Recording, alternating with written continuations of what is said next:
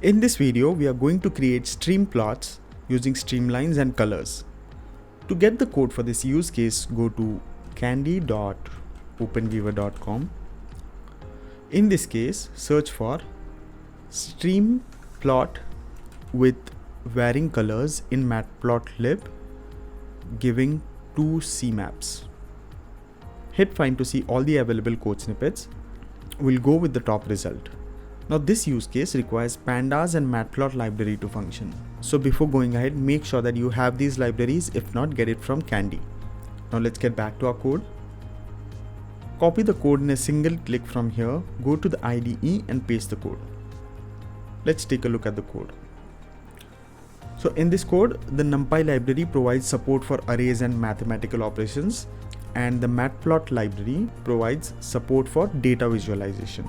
And together they allow for creation of the vectors field plots. So this part of the code is to create quiver plot, the stream plot and the color coded stream plot. Let's run the code now.